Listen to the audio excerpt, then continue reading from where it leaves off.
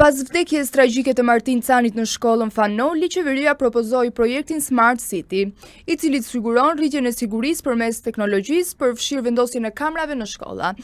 Megjithatë, nisma ka ngjallur debat, ndërsa një pjesë e shoqërisë civile ka shprehur rezerva për ndikimin e saj në privatësinë e fëmijëve dhe të drejtave të tyre. Për të folur për këtë, kemi në lidhje direkte aktivisten Linda Panon. Linda, përshëndetje dhe mirë se erdha. Përshëndetje, shkënaqësi të jemi bashkë sot.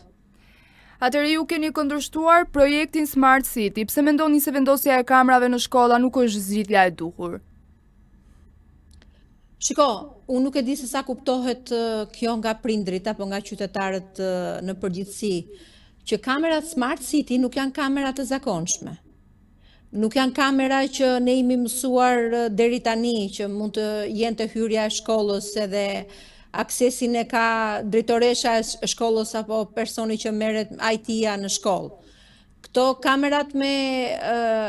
kamerat inteligjente, ose Smart City si i quajmë ne, janë kamera që do t'i çojnë të dhënat e tyre në një qendër të caktuar, që mund të jetë në Shqipëri ose jashtë Shqipërisë. Edhe ato kanë Abu Dhabi pretendohet sepse ideja është që një kompani nga Abu Dhabi ka investuar rreth 140 milion euro për një projekt të tillë në Shqipëri. I kujt është interesi që fëmijët shqiptar të ndihen të survejuar? Kush do ta donte? Një kompani në Abu Dhabi do të donte që fëmijët shqiptar të ishin të sigurt? Është thjesht çështje sigurie? A është konsultuar ky projekt me prindrit? A do donin prindrit që fëmijët e tyre të ndiheshin të survejuar? A do ndiheshin e gjitha kjo përdoret në emër të sigurisë. Edhe kur e dëgjon, thua që po është një gjë e mirë sepse unë dua që fëmia im të jetë i sigurt. Në fakt, me kamerat inteligjente, fëmijët do të jenë më të pasigurt dhe më të kontrolluar se sa kanë qenë kur ndonjëherë më përpara në të gjitha gjeneratat që kanë kaluar më përpara kësaj gjenerate. Sepse kamerat inteligjente kanë aftësi që të marrin të gjitha të dhënat biometrike të fëmijës. Dhe kjo është një gjë që po bëhet pa konsultim, pa konsultimin e prindit, pa konsultim publik, po bëhet fakt edhe po ju çojnë kamera fëmijëve në për shkolla, dhe fëmijët do ndihen si kavje eksperimenti. Fëmijët do kenë atë ndjesinë që janë të kontrolluar non-stop. Po, por qeveria e argumenton se kamera do të rrisin sigurinë e nxënësve, pse nuk ju bind juve kjo? Po, nuk është e mundur që të rrisin sigurinë e nxënësve, sepse fakti që është nuk është e mundur të rrisin sigurinë e nxënësve më shumë se sa kamerat e thjeshta, që kanë qenë të instaluara deri tani në përshkolla apo në vende të tjera publike. Nuk është e mundur. Kamerat inteligjente jo që nuk do të arrisin sigurinë, po do t'i vendosin fëmijët ta në rrezik. Ato doja të pyesja, cilat mendon se janë rreziqet? Të dhënat biometrike të fëmijëve mund të kalojnë në duart të pasigurta. Nuk ka një kontratë, nuk ka një dokument të caktuar, nuk ka një plan ose mënyrë se si qeveria që të jetë deklaruar se si qeveria e ka menduar që do ta organizojë këtë survejim të fëmijëve. Për shembull, kamerat inteligjente, nëse marrin të dhënat biometrike të fëmijës, të dhënat biometrike do të kalojnë në qendrën ku grumbullohen të dhënat. Dhe nëse do të ketë sulme kibernetike, siç ka pasur më përpara, a kemi pasur ne të dhënat e sigurta, a nuk kanë qenë përpara vetëm pak kohësh ku dolën të gjitha rrogat e qytetarëve në Shqipëri, dolën targat e makinave, dolën të dhënat identiteti, kartat e identitetit, a nuk kemi pasur ne prezent në Shqipëri sulmet kibernetike? Kemi fajsuar të tjerët patjetër, por nuk kemi bërë asnjë gjë për të rregulluar sigurinë dhe për t'i bërë qytetarët shqiptar të ndihen të sigurt. Dhe nëse këto ndodhen deri tani me të dhëna personale shumë të rëndësishme, a mund ta imagjinoni se çfarë do të ndodhi me të dhënat e fëmijëve? Nëse të dhënat e fëmijëve hakohen edhe kalojnë në duart e pedofilëve. Ato doja të pyesja. Në duart e njerëzve në duart e pedofilëve, në duart e abuzuesve të fëmijëve. Dhe nëse fëmia është i survejuar me të dhënat biometrike, survejimi i tij nuk mbaron në shkollë. Klea. Nuk mbaron në shkollë. Survejimi do të vazhdoj edhe jashtë shkollës, sepse kamerat ne nuk i kemi vetëm të instaluara në shkollë. Ju i keni të instaluara në gjitha semaforët, në disa pjesë të qytetit të Tiranës, i keni të instaluar në autostradën Tiranë-Durrës, domethënë fëmia do të jetë i survejuar në çdo kohë dhe veprimtaria e fëmijës do të jetë e survejuar në çdo kohë. Kështu që absolutisht kjo jo që nuk i mbron fëmijët, sepse kur e dëgjon si fillim, prindi thot, po unë dua të kem kamera, unë dua që fëmia im të jetë i mbrojtur. Ka shumë vende, sidomos në Bashkimin Evropian, që e kanë kundërshtuar me forcë këtë si fenomen dhe nuk e kanë pranuar që të futet survejimi me kamera inteligjente nëpër shkollat apo në ambientet ku janë fëmijët e tyre. Kjo jo vetëm që nuk e rrit sigurinë e fëmijës, por ekspozon fëmijën ndaj një rreziku shumë më të madh. Si u ndjen të rriturit kur ju ekspozua rroga. Në fund fare, domethënë që banka e di se sa ti e ke rrogën sepse e merr nga banka. Si do ndihet nesër prindi kur ti ekspozohen të dhënat e biometrike të fëmijës së vet? Kur fëmia e vet të jetë në survejim non stop. Ka vje në një kafaz që ti merr të dhënat, shikon sjelljen, ti mund të studiosh emocionet e fëmijës nëpërmjet veprimeve të tij, ti mund të studiosh marrëdhënien e fëmijës me prindin, edhe targeti zakonisht janë fëmijët vulnerabël, por unë po ju them edhe prindërve intelektual dhe atyre që mendojnë që kanë marrëdhënie të konsoliduar me fëmijën e tyre. Kamerat inteligjente dhe Smart City nuk do të kursej asnjë fëmijë nga rreziku. Të tërë fëmijët do të jenë në rrezik. Fëmijët që më vulnerabël do të jenë ata që kanë prindrit që punojnë nga 2-3 punë për të siguruar për nevojat e përditshme të fëmijës, ose ato familje që kanë probleme në marrëdhëniet midis prindërve, ose që nuk kanë një marrëdhënie të konsoliduar dhe fëmijët janë ndoshta edhe të neglizhuar. Ata do të jenë të parët që do të jenë target, por edhe fëmijët e prindërve që ndihen që kanë një marrëdhënie të konsoliduar dhe një familje të konsoliduar, edhe ata do të jenë target dhe do të jenë në një risk shumë të madh nëpërmjet këtij procesi që po kryhet nëpër shkolla. Atëherë Linda, nëse unë do doja Po, më fal. Do doja t'u bëja thirrje prindërve. Mos pranoni të instalohen kamera në shkollë pa konsentin tuaj. Mos pranoni dhe mos e jepni konsentin për asnjë gjë që i vendos fëmijët tuaj në rrezik. Mos i lejoni fëmijët të kthehen në kavje eksperimenti. Mos i lejoni fëmijët të kthehen të survejohen non-stop dhe të ndihen të kontrolluar në çdo moment. Dëmi psikologjik, edhe sikur asnjë gjë tjetër të mos ndodhi. Thjesht dëmi psikologjik që krijohet ndaj fëmijëve, tek fëmijët për shkak se ndihen të kontrolluar dhe të survejuar në çdo veprim që do të kryejnë, është i pallogaritshëm. Kështu që unë mendoj që rreziku nuk është një dimensional, është shumë dimensional.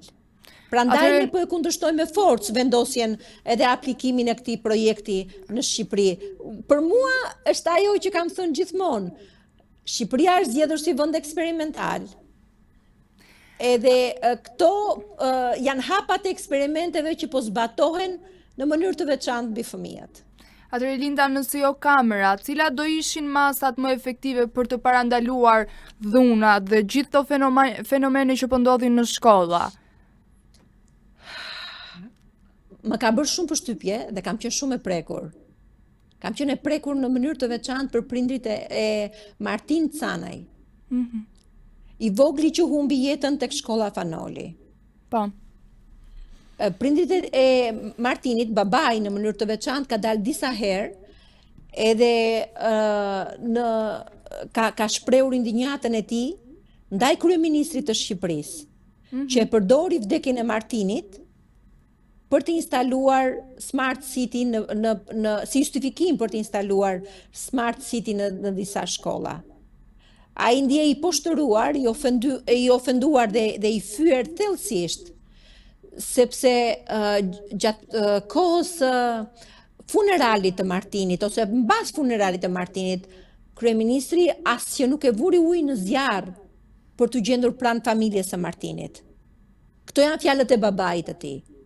Dhe tani po përdoret vdekja e Martinit për të instaluar këtë sistem kontrolli në shkollat dhe mbi fëmijët e tjerë. Mënyra se si mund të mbrohen fëmijët është ashtu siç jemi mbrojtur ne. Si jemi mbrojtur ne? Nëpërmjet edukimit në familje, nëpërmjet edukimit në shkollë, nëpërmjet kujdesit të veçantë të psikologëve nëpër shkolla dhe mësuesve, nëpërmjet mësuesve që nuk janë aty thjesht për të plotësuar borderon, por janë aty për të dhënë nga zemra atyre. Ka mësues shumë të mirë Shqipëria. Ka mësues që fëmijët shkojnë me qef në shkollë për shkak të mësuesve, sepse nuk japin aty thjesht një urinë që kanë grumbulluar gjatë viteve të tyre të shkollës, po japin zemrën e tyre dhe bëjnë me gjithë shpirt atë që bëjnë, kujdesin ndaj fëmijëve. Kështu, ndaj masave disiplinore që mund të jenë të formave të ndryshme në shkollë, për fëmijët që shfaqin shenja dhune, po përmbi të gjitha për mua, nëse fëmijët do ndjen të dashur dhe të pa neglizhuar, unë të siguroj ty që shumë e lehtë për t'i menaxhuar dhe shumë e lehtë për t'i ruajtur nga dhuna apo nga fenomenet të tmerrshme siç janë ato të vrasjes. Kështu që është justifikim që normalisht përdoret në mënyrë të gjerë nga ata që duan të kontrollojnë fëmijët. Unë nuk mund ta imagjinoj nëse ndodh një tërmet në Shqipëri për shembull. Dhe fëmijët janë në shkollë. Dhe gjithë database i fëmijëve është diku në një qendër në Shqipëri apo jashtë Shqipërisë. A mund ta imagjinoni ju se çfarë risku kam tek ata fëmijë? Për të qenë pre në duart e predatorëve? A mund ta imagjinoni ju nëse ndodh nuk e di se çfarë tjetër, domethënë, një moment konflikti ose një moment trazimi ose të gjitha ato dhënat e fëmijëve janë të gatshme dhe personat që ju intereson të survejoni fëmijët do të ishin të parët që do të përfitonin nga situata të tilla. Prindrit nuk duhet të mendojnë që është një kamer që më siguron mua fëmijën që të jetë i sigurt në shkollë. Jo, është shumë se kaq. Dhe përveç asaj, a e dini që AI-ja, sistemet AI, inteligjencës artificiale, jo gjithmonë janë të sakta? A e dini që një fëmijë mund të ndihet i marginalizuar, sepse profili i tij në bazë të algoritmit është keq identifikuar dhe mund të përdoret edhe për disiplinë në mënyrë të padrejtë, sepse nuk është fare ai fëmijë që ka kryer një veprim të caktuar, është dikush tjetër, po inteligjenca kamera me inteligjencë artificiale e ka identifikuar sigurisht ai. Dhe a mund të imagjinoni dot se si mund të shkatrohet jeta e një fëmie që është totalisht i pafajshëm, po në fakt inteligjenca artificiale tregon që ai ka kryer një veprim të caktuar? Do me thënë gabon. Dëmi që do të shkaktohej, absolutisht që gabon. Jo, saktësia në disa sisteme të inteligjencës artificiale nuk është më e mira, më e larta. Mund të gaboj. Edhe ky është një nga riskjet e tjera, përveç këtij risku të tmerrshëm që unë ndava deri tani, që mund të jetë pjesë e hakimit, po i besoj, po i jap atë benefitin e besimit kryeministrit, që dëshira e tij dhe zemra e tij ose qëllimet e tij po e konsideroj sikur të jenë të pastra, totalisht të pastra. Thjesht do të mbroj fëmijët shqiptar nga dhuna apo nga fatkeqësitë që na kanë ndodhur deri tani. Po ne kemi treguar, eksperienca ka treguar deri tani që sistemet e ruajtjes së të dhënave në Shqipëri janë absolutisht të pasigurta. Sulmet kibernetike janë absolutisht të mundura. Kështu që ky sistem jo vetëm që nuk i mbron fëmijët, por i vendos ata në një risk të madh. Dhe unë dua të bëj apel prindërve, nëse mendoni që kjo është teori konspiracioni, ne kemi kohë që e themi, dhe ja ku e keni në shtator, ju erdhi te dera, ju erdhi tek jeta e fëmijëve. Nuk kemi interes, unë nuk kam asnjë lloj interesi të flas për gjëra që nuk mendoj që janë të vërteta. Unë mendoj vërtet që këto gjëra që po ndodhin janë të vërteta dhe janë rrezik real për fëmijët shqiptar. Kam të paktën 2 vjet që ngre zërin dhe them, fëmijët shqiptar janë në rrezik. Shqipëria është zgjedhur si vend eksperimenti. Dhe ju po e shikoni që nga diella Ministria Digjitale, që nga kamerat me inteligjencë artificiale në përshkolla, deri tek satelitët që u diskutua që do të kishim satelit, edhe që parat që u shpenzuan, domethënë në projekte të tilla ishin të pabesueshme shumat, dhe tani 140 milionë euro. Ndërkohë që është ulëritse situata në spitale, është ulëritse situata në përshkolla, është ulëritse situata për parqet e fëmijëve. Tani ne po shpenzojmë 140 milionë euro për të bërë një eksperiment tjetër me fëmijët shqiptar. E kuptoj, po për shkak të kohës së limituar që kemi nuk mund ta zgjasim më shumë. Atëherë dua të ndalem tek nuk ke qenë dakord tek një ligj tjetër. Bëhet fjalë për lidhjen me terapinë hormonale. Terapinë hormonale. Tani, a mund të bëjmë ne të dyja një marrëveshje? Po patjetër. Unë nuk jam në Shqipëri tani. Po flas nga jashtë Shqipërisë. Do doja që ta trajtoja me shumë qetësi terapinë hormonale në studio. Sepse kam shumë gjëra që do doja që mos i kaloja në disa minuta, sepse kjo është një çështje shumë e thellë dhe shumë e rëndësishme. Po të them vetëm 2 gjëra përse nuk jam dakord për terapinë hormonale. E para ndava që përpara se ne të kujdesemi të ndryshojmë gjinin e fëmijëve, zëvendësministri i Shëndetësisë doli dhe tha që nuk bëhet fjalë për fëmijë, bëhet fjalë për maxhoren. Në fakt bëhet fjalë për fëmijë 13.5 vjeç. Edhe është e pabesueshme ta lexosh që terapia mund të fillojë tek fëmijët 13.5 vjeç, në momentin që fëmia kupton pasojat e pakthyeshme që mund të ketë terapia hormonale tek fëmia. 13.5 vjeç, mendoni ju që fëmia është në gjendje të kuptojë? Ja. Që do të ketë pasoja të pakthyeshme? Sepse ka pasoja të pakthyeshme.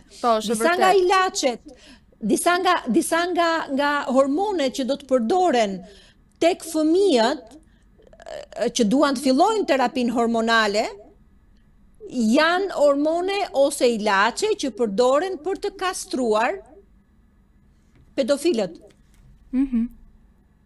Çfarë do bëjmë ne? Do kastrojmë fëmijët me ilaçe që kastrojnë pedofilët? Pse nuk i japim ne patentën fëmijës 16 vjeç në Shqipëri, apo 13.5 vjeç, sepse konsiderojmë jo të maturuar mjaft për pasur përgjegjësinë e timonit në duar. Por në këtë ligj për terapinë hormonale, ose në këtë urdhër të Ministrisë së Shëndetësisë, ne konsiderojmë fëmijën maxhoren mjaft për të kuptuar pasojat e pakthyeshme të sterilizimit, të sëmundjes me kancer, sepse fëmia mund të sëmurret me kancer për shkak të terapisë hormonale, të sëmurjes me zemër, apo të kockave osteoporozës, të kockave apo të ndikimit në rritjen e fëmijës. Mendoni që mund t'i kuptoj dot fëmia 13.5 vjeç? Patjetër që jo. Po, ashtu siç të thash që prandaj unë jam kundra. Prandaj jam kundra terapisë hormonale. Po ashtu Linda, siç të thash, do doja të merrnim një moment tjetër që ta zgjerojmë dhe të flasim me qetësi që prindit të kuptojnë. Patjetër. Do jesh në nga studio. koalicioni e ngrem zërin në këtë mënyrë.